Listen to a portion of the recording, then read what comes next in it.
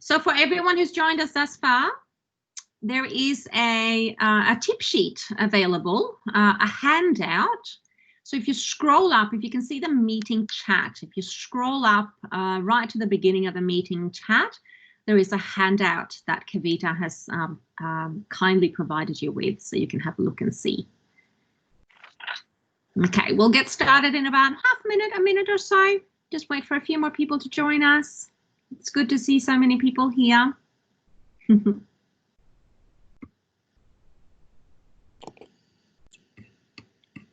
Hi, Sinta.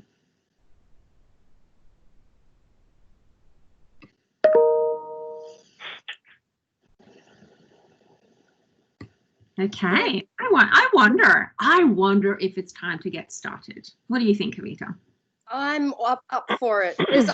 I could probably go longer than an hour, so we should probably get started. Okay, hold your horses. Okay, we just had a question here from Renee about the handout. So it should be in the chat box, and you should be able to click on a Word document. It's called Handout Career Development Tips. If you click on that, you'll be able to see it. Hi everyone, Amanda. Hi Amanda, good to see you. What we're going to do is ask everyone, yes, to switch their microphones and videos off for this seminar. So I'll get started. Welcome everyone to this second ACES Q&A webinar.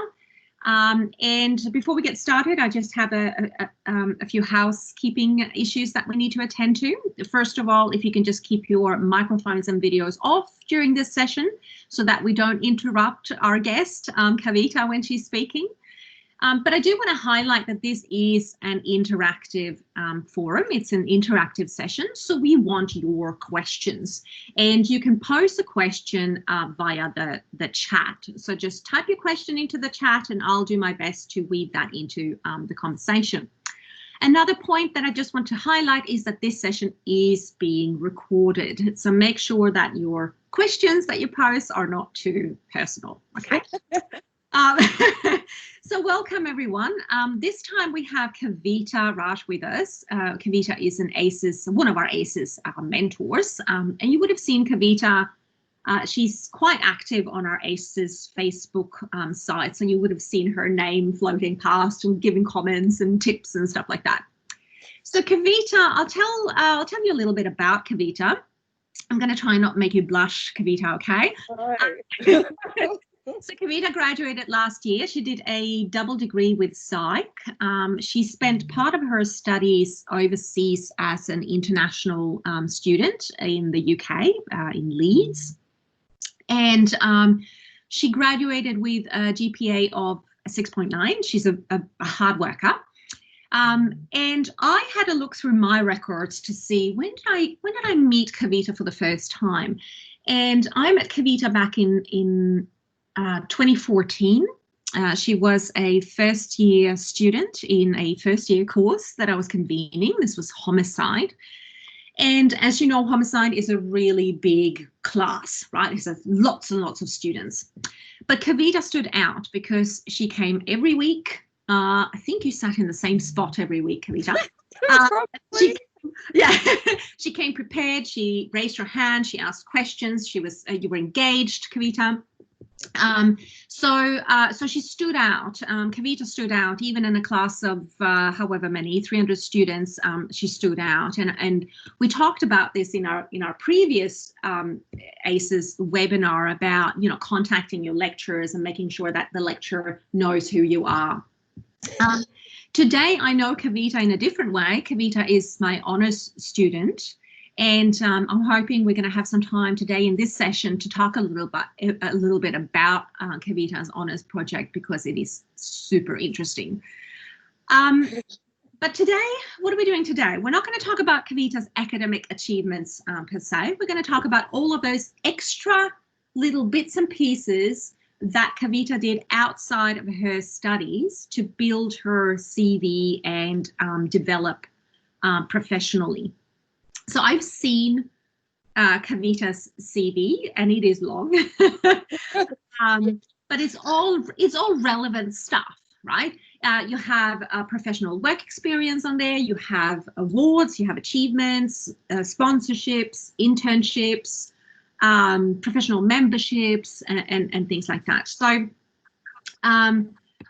without further ado, let's get this session started.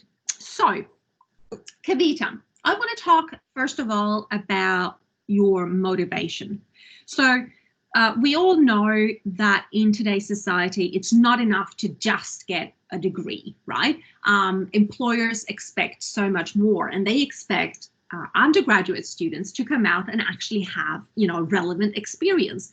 But it's very, very difficult to get relevant experience when you are an undergrad, right? But you managed to do that. So I want to ask you a little bit about your motivation. What was it that motivated you to seek out so many opportunities? Was it about, your own personal development? Was it about, creating a really long CV to try and impress future employers? What was it? Well, for me, believe it or not, it actually wasn't about building my CV. Backtracking a little bit, I started studying not with a career goal in plan. I actually started because I was really interested in the type of content and topics that I was likely to learn. But I also wanted to learn more about the industry. I also wanted to, it was my first time at uni. I was also a mature age student. It had been 20 years since I graduated high school. So for me, I also wanted to know what's uni like and what's out there. So a lot of the time, I actually did actively, I wouldn't say seek out opportunities, but it was all about curiosity. I was such a curious person, and I was really interested in the content. So for me, it was about knowing more about the field I was studying and learning more about university. And so a lot of this actually started from me receiving emails. And one of the biggest tips I can, suggest to students is actually read your emails, because, and I know this can be really hard because as undergrads, we're inundated with so many emails, and we're so busy with full-time study, and sometimes we're working as well, or we're juggling family. Sometimes we don't prioritize reading those emails. We just delete. But if you take a little bit of time to read some of those emails, you'll find that there's a lot of opportunities within them. And so one of my first internship roles, I started at the end of my first year, and it was with the University of Queensland, and it was only a 2-week internship, but it involved going to the university and looking for literature on that's related to policing. So any kind of literature from all around the world related to policing, regardless of language or where it came from, whether it's been published or not published. And we were putting together what they call a police database, a global police database. It was actually funded a lot from the UK. So, you could kind of see that there were other bigger players involved. It was from the London's Mayor's office that organised it. But from that one experience, it led on to a whole lot of other ones. So, yeah, definitely reading your emails, taking sometimes some of these things also take a little bit of time, like a bit of effort on your part. Sometimes you need to write a statement or submit a CV or fill out a form. And it could mean, am I available that day to commit to doing something like that? And if you can just do one little thing each trimester, you can slowly build your CV. So, yeah, that's sort of how I started it. It was really out of curiosity and just wanting to know more about what I was studying. That's fantastic. And so you say, this internship with the UQ about creating this global police database, that came through in an email that was sent out to all students, or what was it? Actually, it was an email. And I also do think, because University of Queensland have a very strong psychology department, I think the reason I received the email was because I was studying psychology, and I think our psychology department at Griffith had sent the email out to all their psych students. Yeah. But just so happened it really covered criminology as well, because we were looking at policing. And from that internship, believe it or not, from those 2 weeks, I learned all about referencing, and I could literally reference with my eyes blindfolded, because I had to learn how to put in the details of each article into EndNote. And so I learned how to properly reference just from doing that over a couple of weeks. So even though I got industry experience, and it was a volunteer position, but I also learned something, a skill that was really, really useful in my studies as well. Yeah. So you say, you don't really seek out opportunities, but when opportunities arise, you take them, and you seem to be quite proactive in doing that. Is that just part of your personality, or is it something that you've had to learn? Definitely. See, this is a question I really had to think about. I initially thought that it was part of my personality, but when I thought back to my younger days, I realized that I was consciously making an effort to personally grow. And so one of those things was to consciously make an effort to improve myself. So I think having that in my personality, and you could even argue that it could have been a personality trait of mine to even, start to do that. But developing that over time really allowed me to have the confidence to say yes. I mean, I'm actually a hairdresser by trade beforehand, and I did a hairdressing apprenticeship. And one of the things I learned in there was learning how to say yes, and rather than saying no. So I always look at how I can do something rather than why I can't do something. I love that. We often talk about, learn to say no, but I guess it's about also saying yes and thinking about evaluating what is it, is this a good opportunity? And in that case, I've got to make it happen. Yeah, absolutely. Yeah. So looking through the tip sheets that you have, that all of the ACES students who are attending here have now as well, and looking through your CV, I want to get to one of the points on your CV. You list lots of memberships. So you joined lots of organizations while you were an undergraduate. And I know that a lot of students are a part of CSS. A lot of students become a part of that, and that's great. I love that. I love seeing that that experience there and that membership. But your professional membership actually includes lots of other organizations as well. So for example, you are a student member of the Australian and New Zealand Society of Criminology. You are a student member of the Australian Psychological Society. How did you hear of these organizations? Why are you a member of these organizations? Why would it matter, do you think? Did it cost anything to join them? Yes. So I first heard about each organisation in my respective discipline. So with psychology, it was actually really important that you were aware of the Psychological Association. The psychology department at Griffith really promote it, and I think it was literally my first day, and I got a little show bag, and it had APS, and I think they had a person there at a table so you could get information. And I think it was really important with psychology, because if you wanted to be a psychologist, you would have to register with them, or you had to be a member in order to be a registered psychologist. Once you're a registered psychologist, you also have to fulfill certain number of training hours to keep up your registration. And the best way to do that was to be a member of the association. So that's how I heard about it, the Psychological Association. With ANZAC was a little bit different. I think it was through word of mouth, and I attended a few maybe open days or career days where you get people out and about, and I think somebody had mentioned it to me, and I had mentors as well, and I think someone mentioned it to me, and I thought, well, this would be a really good organization to join. And the reason I thought it would be good was that, I could learn more about the field that I was studying. And what I didn't realize was that and this also includes the Australian and New Zealand Forensic Science Society. So anyone out there who's doing a double degree with criminology and forensic science, that's an organisation you could join as well. And I found that once I joined these organisations, I was getting emails of these information sessions of all different types of topics. So, and as a student, that you had a discounted fee to attend these seminars. So, I've attended a couple with, I think, the Forensic Science Society. I think they had a person who worked at the morgue, and they were talking about how to identify burn victims from their teeth.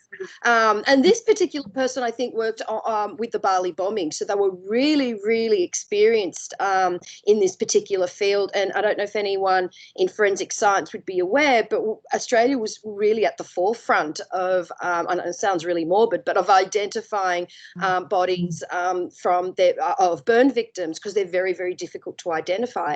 And I think also with the Psychological Society, there was a really interesting seminar I went to about the clinical perspective of psychopathy. And this particular, it was really interesting too, because they were talking about domestic violent offenders and how the possibility that they might actually, score higher on the psychopathy scale, but there was not a lot of research into it. So attending some of these information sessions, was great on a number of levels. Not only was I, learning more about my field and about topics I was really interested in, but I was also having the opportunity to network with, people in the industry and asking questions about, what the work was like and the industry was like. And, I think it can be a little bit pricey. I know that when you're a student, we sometimes have a very limited income, and some of the memberships, I think with ANZAC, I think it's $85 a year as a student. And although that's not as high as, a proper professional membership, it still can, take an impact on your income, And I remember one time I had to wait 8 weeks for me to renew my membership because I just didn't have funds. But and that's the life of a student, right? But really, it was so beneficial for me. If I wasn't a member, I wouldn't have known that there were competition and prizes where you could submit some of your undergraduate work. And I actually won the Student Paper Prize for 2017, which I wouldn't have been able to do if I wasn't a member and I didn't know that these opportunities existed. And that actually was for me, that was a really big deal. It was a second year paper. It was my sociology of crime paper. But it really started to make me believe that, I could do this and I could do it well. Yeah. So this was so we just had a question here, which is a really good question, actually. Are there many opportunities to attend things like this? So, you were talking about the event with the morgue and the teeth and the burn victims, etc. And also, submitting your essay to win a prize with the Australian and New Zealand Society of Criminology. The question here is are there many opportunities to attend things like this if you're interstate? So if you're not in Queensland? Absolutely. I was getting emails from the Psychological Association of Events in Sydney and in Melbourne, because you have to remember this is a national organisation. They have members all around the country, and so some of these things, some of these events do actually happen in different capital cities. So yeah, absolutely. And I think it's really, again, reading your emails, because once you're a member, they will send you emails to let you know that these events were happening. under the current COVID crisis, you never know, technology might advance where they may allow an online sessions, or a lot of, organizations are trying to accommodate the current changes. So you might even find a lot of things occurring online now, and these could be changes that we might see permanently in the future. So definitely. I think it does depend. Because I think they're all national. When I think about it, even the Forensic Science Association is national as well. So yeah, they're all around the country. But of course, I pay attention to the ones that happen either in Southeast Queensland. A lot tend to happen in Brisbane, being a larger city, and probably a lot more members. But I've attended one in Nerang, and yeah, so you can find some that happen locally. Yeah. Actually, there's something coming up, and I'll sort of barge in here a little bit. There's something coming up called the Social Sciences Week.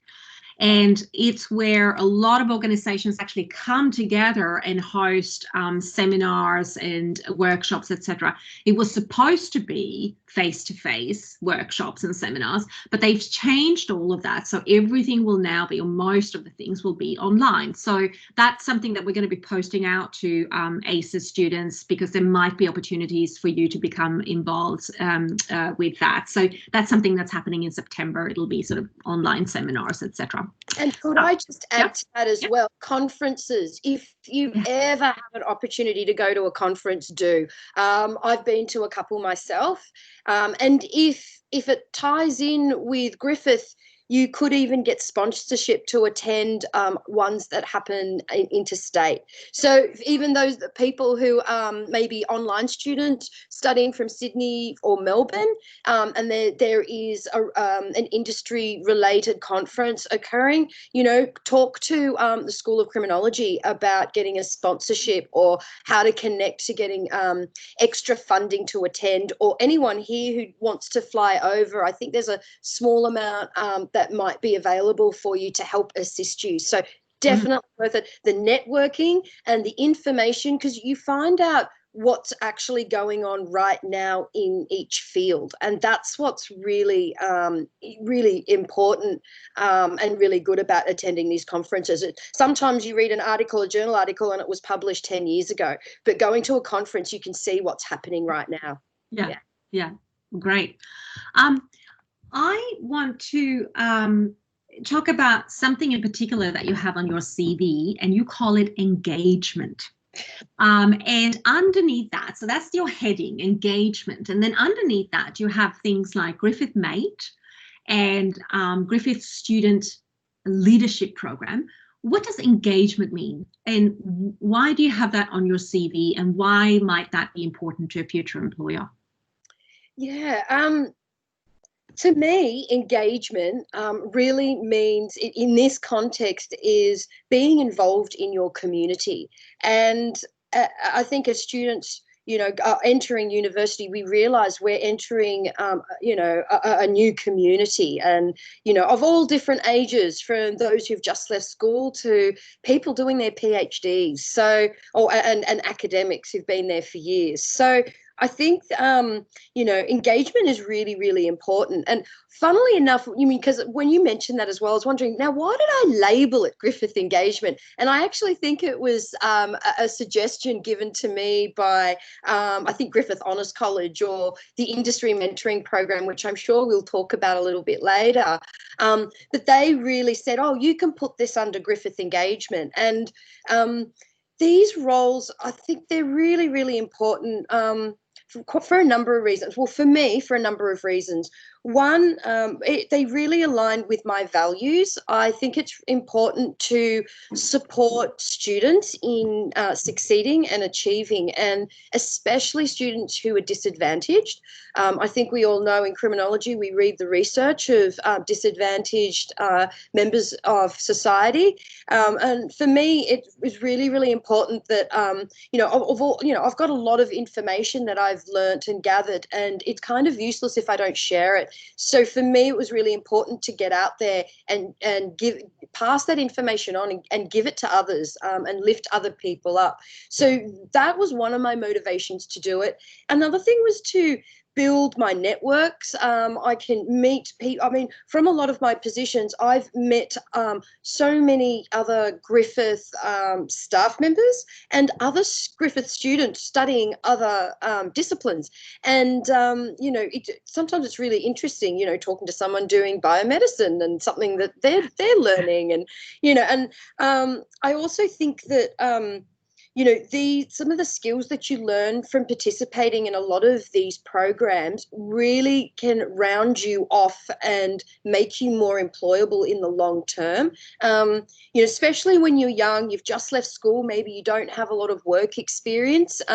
Doing something like this is a really good way to build those skills. And I think, like with the leadership program, that's one that I think I really got the most out of, because anybody could apply to this. They look for people in the middle of the year. So they sort of, I think, around March, April, May, and for you to start the program in T2 and you continue on to the T1 the following year. So it goes for a year. You attend these compulsory information sessions, and one of those sessions was, how do you be a good leader? How do you be assertive and not be a tyrant, and how do you not be a pushover as a leader?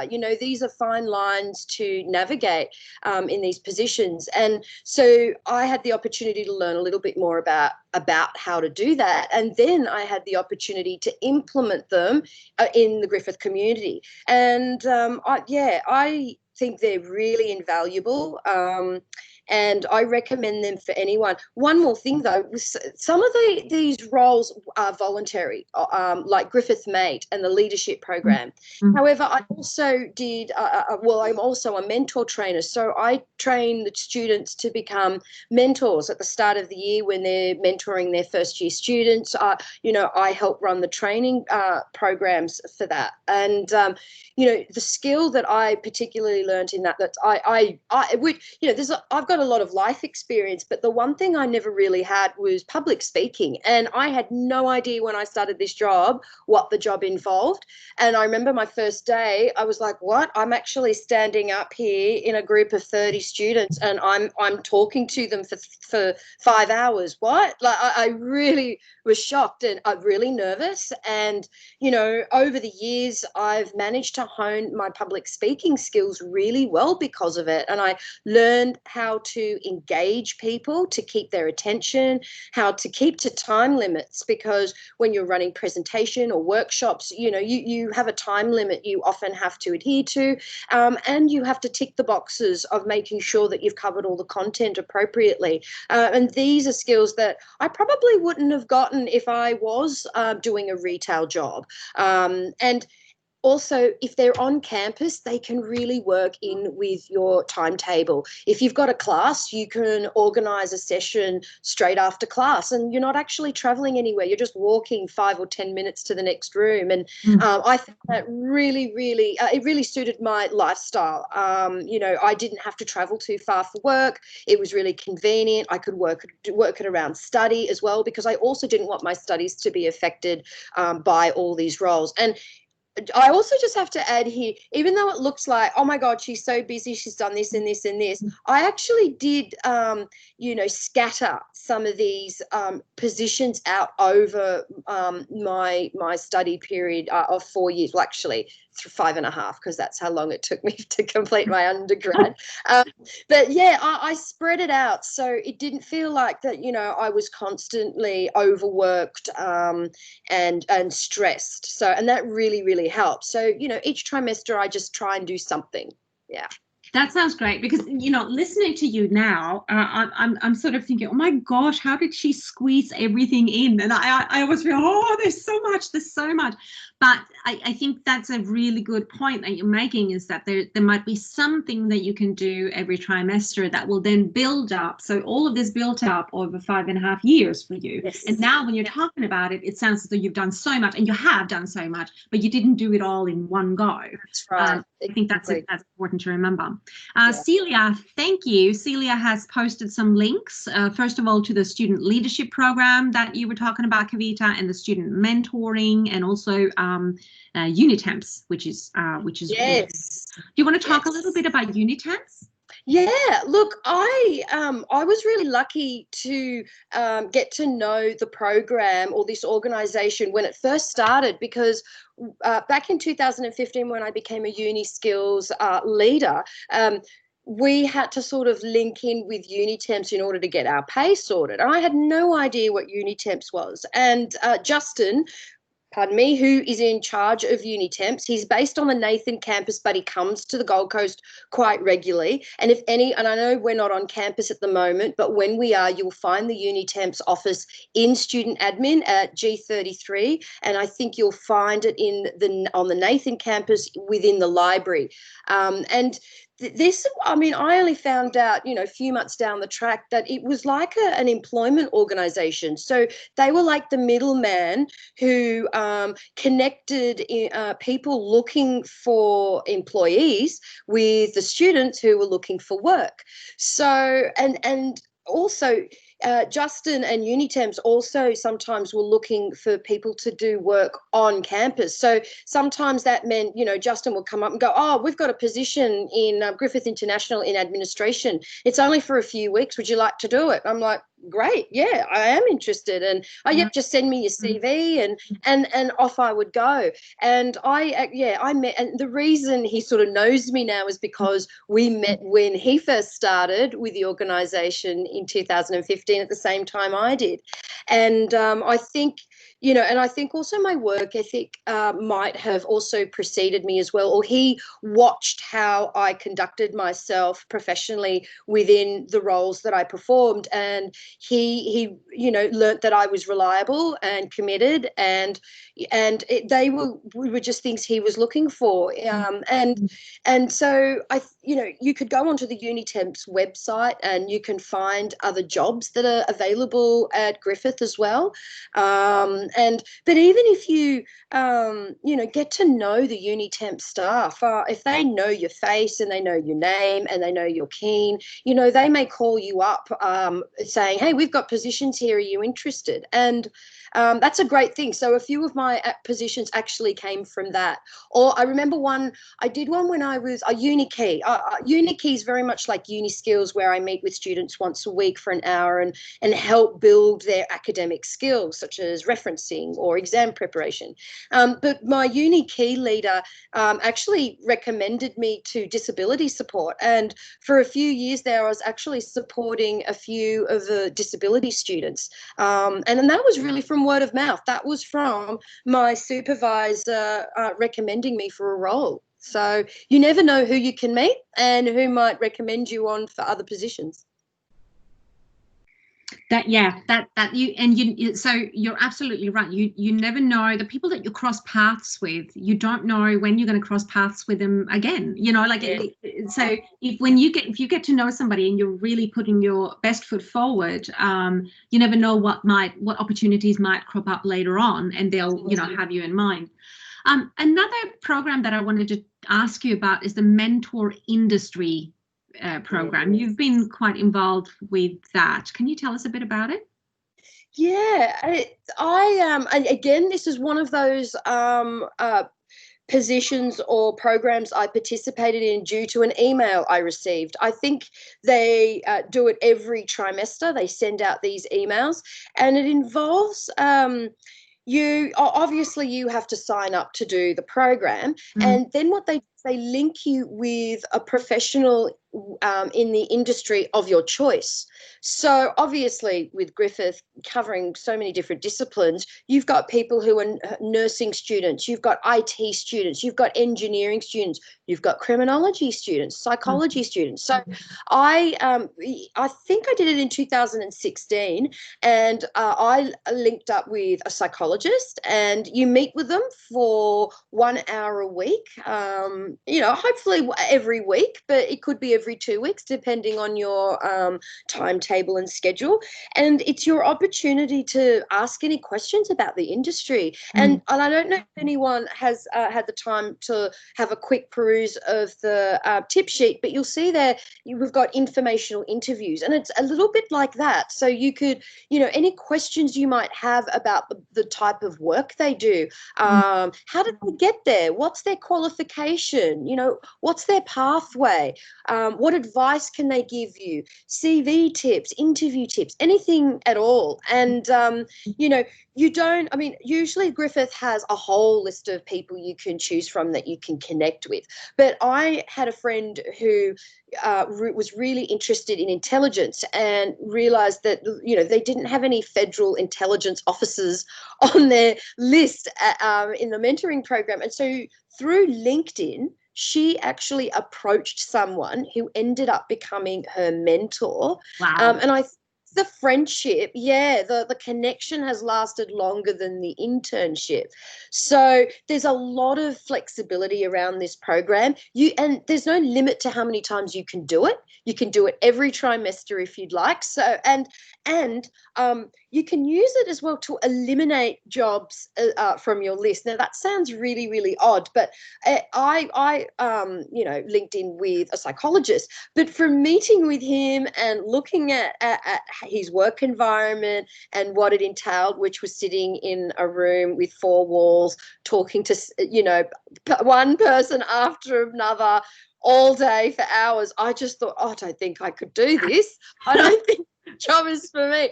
And that's when I realized, okay, we're going to cross psychologist off the list, Look, I just so everyone knows, there are lots of different jobs you can do as a psychologist, so don't let my experience deter you from being a psychologist. But for me, it made me realize that, I had the opportunity to eliminate an option because, it would be horrible if I go on to do psych honors and get qualification and then realize I don't like this at all. So it was really, really good for me. Yeah. Yeah. That's a really good point. I mean, you can find through the industry mentoring program, you can figure out what it is that you like, but you can also figure out what you don't want to do. Yeah. Now I want to ask you a little bit about CURIP, so the criminology undergraduate research internship program that we offer at CCJ. I know that you've done these types of internships before.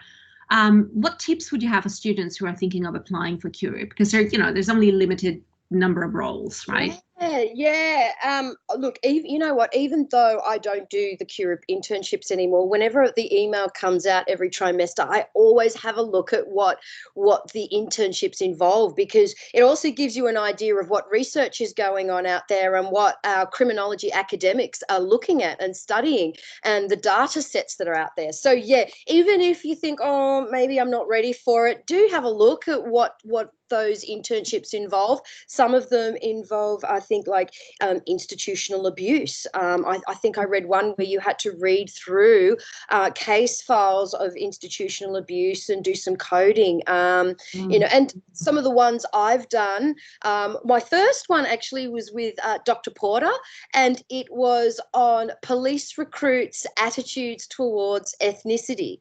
And this was like amazing for me because it was the first time that I actually got to practically apply a lot of the skills I was learning in my undergraduate degree.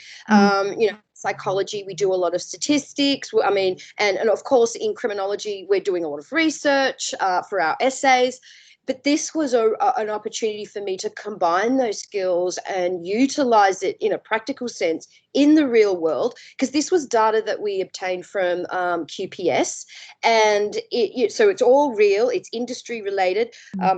me, what I ended up producing, the briefing paper ended up being published and submitted to QPS as well. So just, wow. it wasn't like just doing it wasn't like just for something to put on my CV and, it's just something I've done. It actually went back to the organization, hopefully to maybe inform them on how to train their police recruits and build positive attitudes towards ethnic minorities. So really, really useful. I think I did another one with Dr. Harris, and it was in regards to, because she works or specializes with sex offending. So, and she was at the time, I think she was kind of new to Griffith, and she'd come from America, and she'd spent a lot of time in America collecting all this data of interviewing sex offenders, and some of these sex offenders actually had been tested for psychopathy.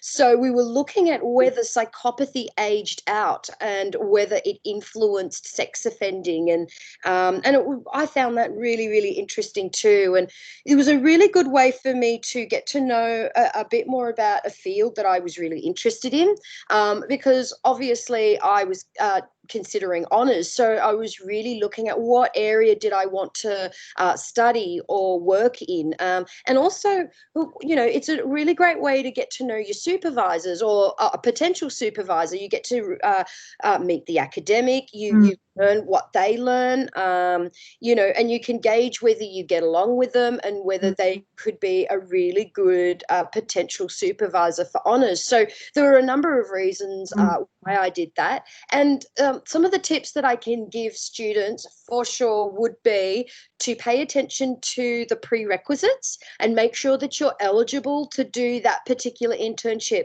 Some academics are looking for students who might be proficient or comfortable with statistics, because they may have to use SPSS and involve data coding. Or it could be people who are comfortable using EndNote or are willing to learn a new skill on how to operate EndNote.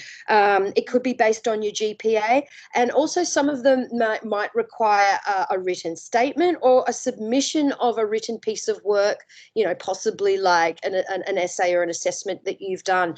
And so really do pay attention to what you're doing. Make sure that you're editing it and that you present it in the best way possible. I know that sometimes with our assessments, we know we need to edit, but it's, we've just finished it the day before it's due and we don't have time to edit it, and we just submit it anyway.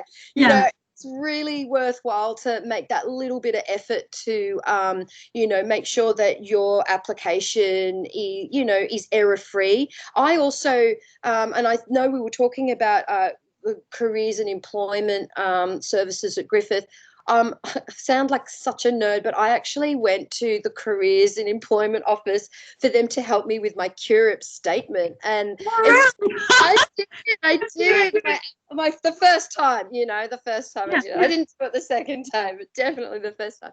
And it was really, really good, because it was a great way for me to be introduced to the careers office and what services they offered. And I was really surprised with how willing they were to help me. I thought that, this is not a CV or a personal statement addressing eligibility criteria. But they were really, really helpful in, so I made a couple of appointments. I showed them what I did. They suggested some ways that I could improve it. I went back, worked on it some more, came back, they had a look at it, and then, it was great. I just submitted it, and I was lucky to get it as well. So definitely, take the time to make sure that your application, is as good as it possibly can. And you can also assist with scholarship applications as well, if you're applying for scholarships. And it can be really hard for students. Sometimes they see what you have to do. It's almost like you might look at it as you've got to jump through all these hoops to get through to do these things. And sometimes you might be like, oh, this is so tedious, and I don't feel like doing that, or I don't have time for that.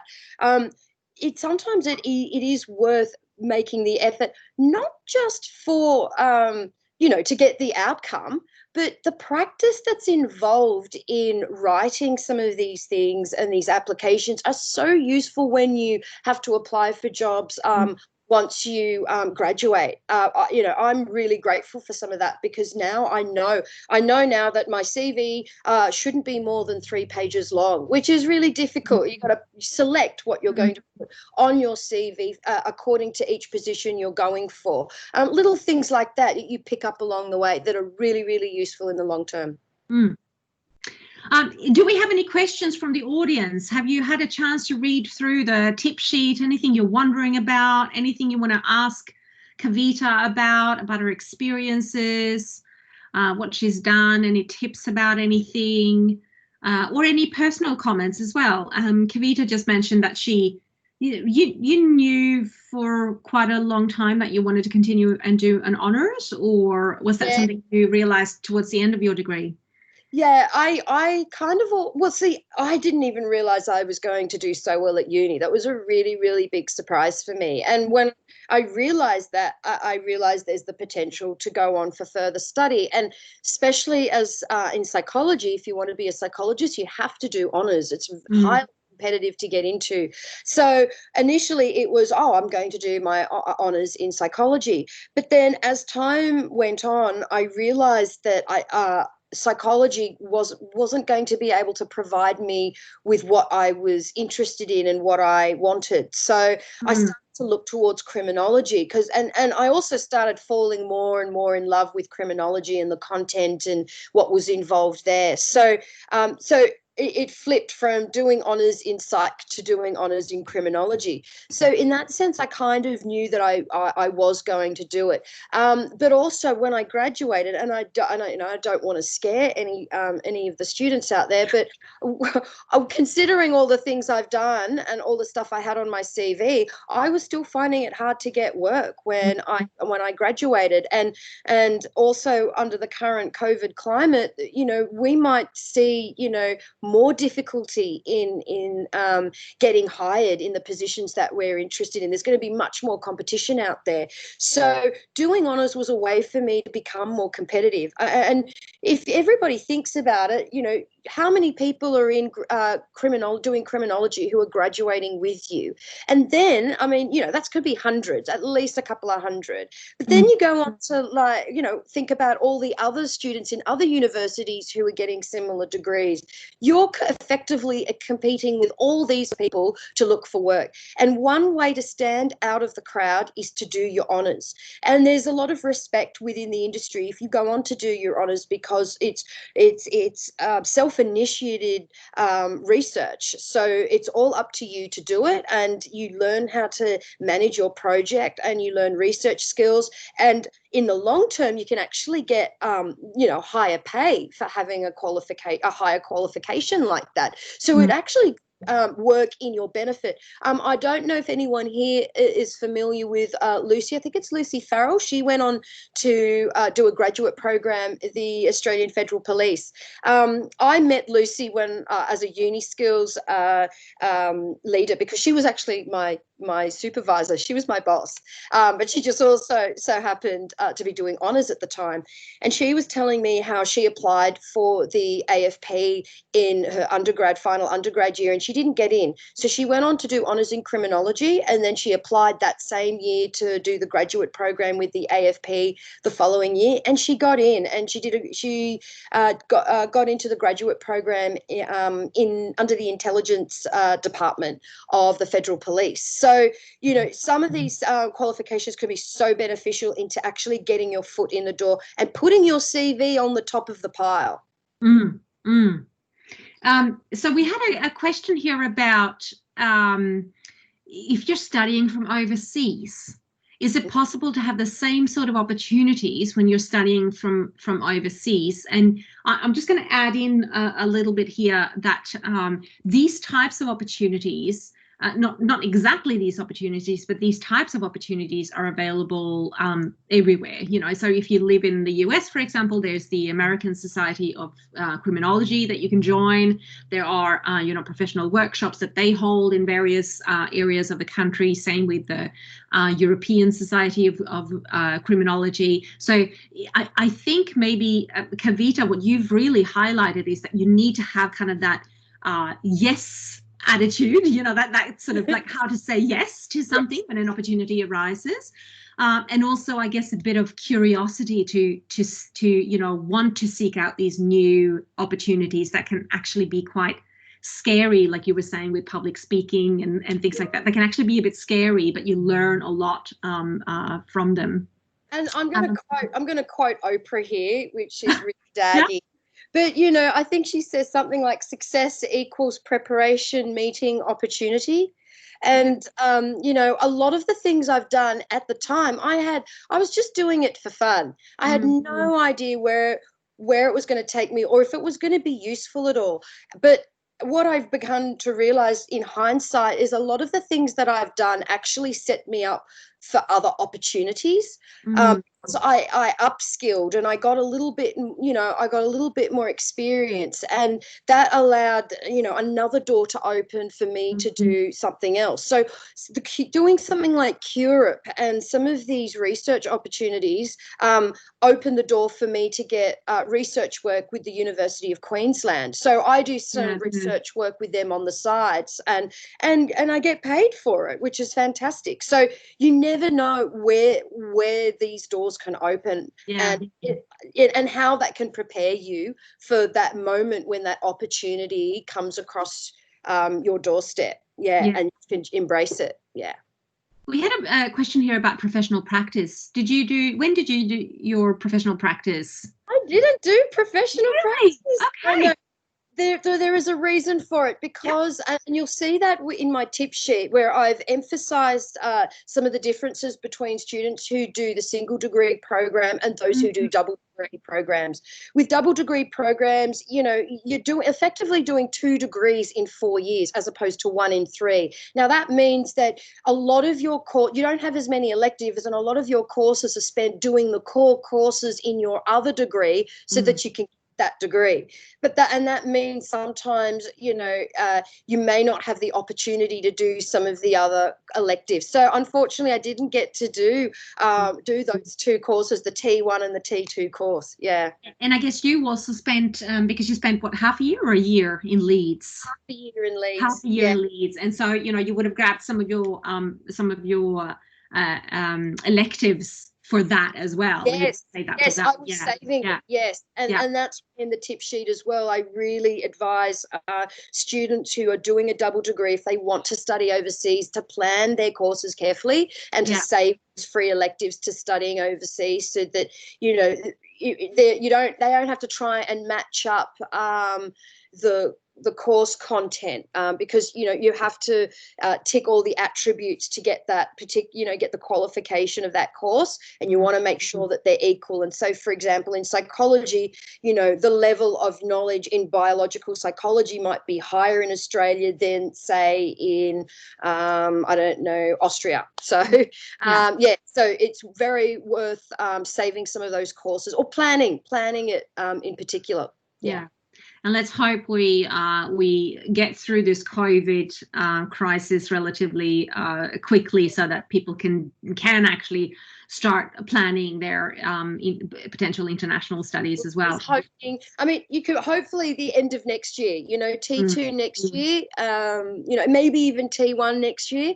So anyone who might be going into their 3rd year, and if you start saving now, there's a lot of funding to help you, scholarships and so forth. So, you know, definitely something to look into, because the experience was amazing for me. I was able to have a global perspective around criminology. It wasn't just Australia. I could see it from the perspective of the UK or the US. So definitely something. And I mean, besides the content, the opportunity to expose yourself to different cultures and different people broadens your mindset about the world. You know, the world's not just here. It's so much bigger, and it's a great opportunity to experience that. We had a question here from Kim Elise. How and when And how, particularly, I guess? For me, I really want to know. Did you know that you wanted to do your honours? How did I, was the question, how did I know? How and when? How and when? Probably in my second year. I started, when I started in 2014, I was actually a part-time student. I was only doing 2 courses because I was terrified that I didn't know what I was doing. And I thought, let's ease myself into studying. And I got all 7s that year. And I was like, oh, actually, I could do this. And so the following year, I took another step and took on another course, which made me full-time. And I think it was at that point that I realized, oh, yeah, I could achieve this. It became a realization for me that this was something I could do, you know, and I know that we can all sometimes doubt ourselves and our capabilities, and it really gave me a boost to believe in myself and to back myself. I think backing yourself is really important, you know, and so I felt like I could do this. And so it was all about achieving that goal or working towards that goal. So it was about second year, and it was because I was doing so well at uni, which was a surprise to me, really was a surprise. Celia mentioned here something about your LinkedIn profile. At what stage did you get yourself a LinkedIn profile, and what have you done to kind of promote yourself there? So I mean, Griffith really, I mean, when I started at Griffith, all I was hearing is LinkedIn. I had no idea what this was. And I think in my second year, or my third year, I think, yeah, 2016, I think it was, I became a member of Griffith Honours College. And for those of you who are not aware, if you could, you know, if your GPA is above a 6.5, you can be invited to become a member of Griffith Honours College, and they have additional self-development and career development sessions to attend to help build and support you through your study. And one of them was a compulsory session I had to attend about, you know, getting a LinkedIn profile and formatting your CV. So that's how I started doing it. And you know, and it took some time for me to get it right and learn how to work it. And then I think I had to send it off to one of the Griffith Honours College staff members who reviewed it and then gave me feedback on how to improve it. And so that's sort of how my LinkedIn profile started. And really, I do advise that once you start it, you need to keep maintaining it. And so if you ever add anything into your CV, straight away go back into your LinkedIn profile and add it in there too. And so that way they're always up to date. And if you put your LinkedIn on your CV, you know, you never know, a potential employer may have a look at your LinkedIn profile as well. And it could be, you know, because your CV might have to be cut short with 3 pages of relevant positions. Your LinkedIn profile can have everything. So when they look at it, they'll see all the other things that you've done too.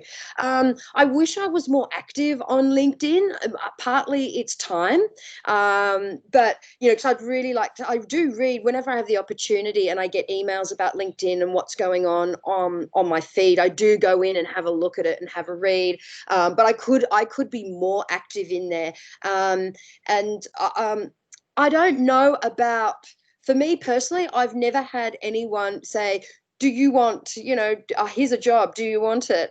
But a friend of mine who completed a criminology honours program, she was headhunted through LinkedIn, and she got her job, I think, with the Crime and Corruption Commission through LinkedIn. They actually looked for her. So it can happen, you know. Just because it didn't happen to me doesn't mean it can't happen. And I think if you go to some of the on-campus seminars, I mean, in different areas, whether it's through careers or the leadership program or the mentor program, or Griffith Honours College, a lot of them are giving you lots and lots of tips on how to improve your LinkedIn profile. So if you take it on board, a lot of those tips, how to self-promote, you definitely can achieve a lot through there. And I think for me, it's a really good way of keeping a track of a lot of the people I've met over the years at uni on a professional level. They may not be like my close friends, but they're definitely, I consider them work colleagues, and whether even if they are, IT specialists or business and commerce, but I can actually monitor their career and their progress, and we can monitor each other. And you never know, some of these connections that you make could be beneficial in the future, and you may end up working with them. You never know. So yeah, definitely worth doing. We're about to wrap up, but you know what? I'm going to give you 1 minute to talk about your honors. Oh, that's not doing it Tell justice. us about your honors project. Okay, well, I had no idea what I wanted to do for honours, and Lee actually sent me half a dozen articles and said, does anything here stand out or interest you? And I was going through all the articles, and the very last one on the list was on post-homicide behaviour. I had never heard of it before, and I found it really interesting. And it was looking at whether a homicide offender, after the Homicide Act, whether they stayed or left the crime scene. And I thought that was really, really interesting. And so the more I looked into it, the more I realized there was virtually, no research in this area. So it seemed like the perfect thing to choose. And so and it's a bit of a process, and it's hard to say like in under a minute everything that I've been doing, but it's really interesting having to do the literature review yourself. That was probably one of the hardest things I've ever done, writing the methodology. And what I'm really enjoying about honours that I actually didn't realise when I started it was how self-directed the project is. I'm really amazed at how much my supervisors, our conversations are like on an equal level. It's not like they're telling me what to do. It's like, okay, Kavita, what do you think? And, that can be really challenging, because I have to think about what I think about it, what I know of the research. And I mean, I feel like I'm such an amateur, like what would I know? But it's been really, really good in building my confidence and belief that I can do it and that I know what I'm talking about. And this thesis is going to be my work. It's not anybody else's work, and it's something that I'm going to be pretty proud of, because it's not that somebody's told me this is how you do it. And I actually kind of like that. So it's still a work in progress. I'm looking at whether homicide offenders stay or leave the crime scene, and whether they tamper with evidence. And there is so much more to research and doing a thesis like this than meets the eye, such as coding. I had no idea the amount of decisions involved with simply coding data, and so, yeah, there's a lot of things that I'm learning on this, and, hopefully I do really well in it, and it's good. I think once it's done and dusted, I think we'll have to send it through to the ACES students. What do you think? For them to read, yeah. Yeah. And then hopefully it doesn't deter anyone. Like when you come up with like 90 pages of writing, you go, oh, I don't want to read that. Or can I even do that? And yes, you can. It's all done in stages. So, don't feel overwhelmed thinking, oh, I don't think I can do that. Yeah, you can. I didn't think I can. I didn't think I was going to be able to make all the deadlines, but I've managed it, So, yeah, it is doable. It is doable. Awesome. Thank you so much, Kavita. That is kind of the end of that minute. Slightly over, but that's okay. And there's so much more we could have talked about too. Thank you so much, Kavita, for joining us and for helping our ACES students with figuring out what some opportunities are, how to boost your CV, how to develop professionally, and for talking to us a little bit about your honors project as well. Thank you, everyone, for joining. If you have any questions whatsoever, send me an email, or Kavita is very engaged on Facebook, so leave a message on Facebook. Yeah, absolutely. Post in the ACES group chat and I'll answer them. Fantastic. Thank you, everyone. Bye. Bye.